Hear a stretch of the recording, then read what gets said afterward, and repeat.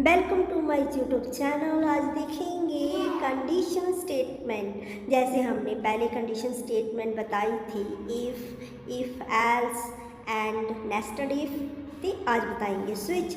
उससे पहले थोड़ा सा रिव्यू कर लें। इफ़ स्टेटमेंट में क्या हमने समझा था, यदि हमारी स्टेटमेंट ट्रू होगी तो वो आउटपुट में आएगी, अदरवाइज यदि फॉल्स हुई तो उस आउटपुट में नहीं आएगी। इफ़ एल्स में क्या देखा था, इफ़ एल्स में ये था दो स्टेटमेंट होगी और एक ट्रू होगी एक फॉल्स होगी। यहाँ पे हर हालत में आंसर आएगा, यानी कि इफ़ की तरह नहीं कि फॉल्स है तो आउटपुट नहीं आएगी। इफ़ एल्स में हर हालत में ट्रू स्टेटमेंट प्रिंट होगी। तो उसे आगे हमने देखा था नेस्टेड इफ़, जिसमें इफ़ बार बार रिपीट है और इसे ऐसे नेस्टेड इफ़ कहते हैं जैसे हमने तीन वेरिएबल लिए हैं और तीनों को एक दूसरे से वैल्यू बड़ी होगी। आज देखेंगे स्विच कंडीशन स्टेटमेंट, जिसमें एवेल्युएट होती है expression against the multiple statement. जी आगे देखेंगे आज की वीडियो को। यदि हमारी वीडियो अच्छी लगे like comments shares and subscribe जरूर करना। तो सबसे पहले हमने header files and void main type कर चुके हैं। डाटा टाइप हमने लिया डे। यदि हम निकालना चाहते हैं, यदि कोई भी नंबर 1 से लेकर 7 के विचकार हम एंटर करें तो उसके अकॉर्डिंग वो डे बताए। तो जैसे हमने एंटर डे ले लिया है और हम पहले कराएंगे एंटर, यानी कि जहाँ पे एंटर कराने को बोलेंगे एंटर एनी नंबर बिटवीन 1 से लेकर 7 तक कोई भी नंबर फिल किया जाए तो उसे सिन होगा। वो उसके बाद लिखेंगे सिन स्कैन करेगा, 1 से लेकर 7 तक नंबरों को स्कैन करेगा वो किसके अंडर है, तो उसे देन उसकी वैल्यू लेके उसको वैल्यूएट होने के बाद प्रिंट की जाएगी। लिखेंगे यहाँ पे आप सिन करेंगे डे, क्योंकि हमने स्कैन क्या कराना है डे। और उसके बाद हम स्विच टाइप करेंगे, क्योंकि हमने स्विच कंडीशन अप्लाई करनी है। यहाँ पे टाइप करेंगे स्विच और स्विच में हमने एक्सप्रेशन क्या देना है डे। इसमें टाइप करेंगे डे। स्विच क्या है, कीवर्ड है रिजर्व वर्ड और डे। और इसके बाद भी सेमी कॉलर नहीं पड़ता है, क्या पड़ता है करली ब्रेसेस। और करली ब्रेसेस के बाद हम टाइप करेंगे, यहाँ पे इसमें होते हैं केस नंबर 1 के यदि यूज़र 1 फिल करे, नंबर एंटर करे 1 तो क्या प्रिंट हो, तो सी आउट में हम टाइप करेंगे संडे। और यदि यूज़र 1 नहीं फिल करता तो क्या हो ब्रेक। इसके आगे हम टाइप करेंगे ब्रेक। इसी तरह हम केस 2 लिखेंगे और यहाँ एक ध्यान से लिखना, जब हम केस लिखेंगे तो रेशो का साइन पाएंगे, जब ब्रेक ते सेमी कॉलर। उसी तरह हम लिखेंगे केस 2 और यदि यूज़र 2 फिल करता है तो क्या सी आउट हो, क्या प्रिंट हो, तो यहाँ पे टाइप करेंगे मंडे।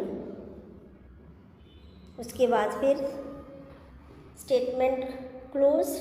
उसके बाद यदि 1 नहीं फिल करता है तो क्या हो ब्रेक। इसी तरह हम केस लिखे जाएंगे, 7 केस हम लिखेंगे और स्विच कंडीशन स्टेटमेंट में। और यदि 3 नहीं फिल होता है तो ब्रेक, 3 में हमने ट्यूसडे डाला है।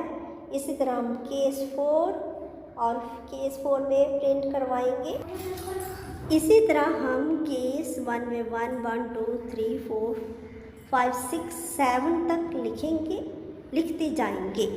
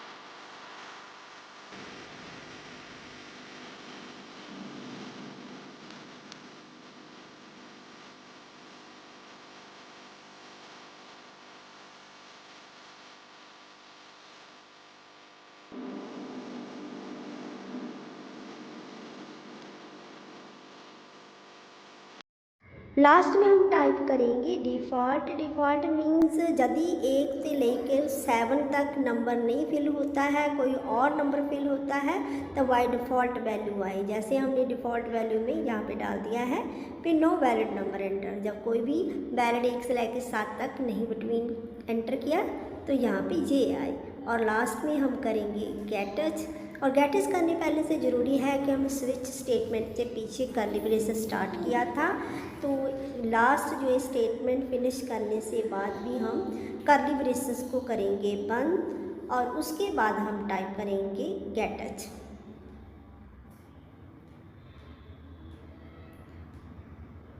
और यहाँ पे कर्ली ब्रेसेस करेंगे हम बंद और टाइप करेंगे गेट टच और उसके पीछे भी कर्ली ब्रेसेस बंद करेंगे। 2 कर्ली ब्रेसेस स्टार्ट होगी, 2 कर्ली ब्रेसेस बंद होगी और उसे करेंगे हम रन। हमने इसमें देख लिया है मैनेज केस है और जो भी केस नंबर फिल किया जाएगा उसके अकॉर्डिंग आउटपुट आएगी। हम करेंगे इसे रन तो एरर होगी चेक। यदि इसमें कोई एरर है पहले वो दूर की जाएगी। इसे करेंगे हम और देखेंगे जहाँ पे एक एरर है, जहाँ ब्रेक स्टेटमेंट लिखा है एरर में, ब्रेक स्टेटमेंट के पीछे क्या हमने नहीं डाला सेमीकोलन। यहाँ पे सेमीकोलन डालेंगे और उसके बाद फिर करेंगे हम रन। और फिर हम जानते हैं विदाउट एरर प्रोग्राम तो आउटपुट आती है, तो हम करेंगे रन। जहाँ पे लिखा है नंबर एंटर करो 1 से लेकर 7, हमने डाला 6 तो क्या आ गया फ्राइडे। फिर हम चेक करेंगे 1 से लेकर 7 तक नंबर यदि हम नहीं डालते तो क्या आता है, जैसे हमने डाल दिया जहाँ पे 9। डिफ़ॉल्ट स्टेटमेंट प्रिंट होगी। Thank for watching.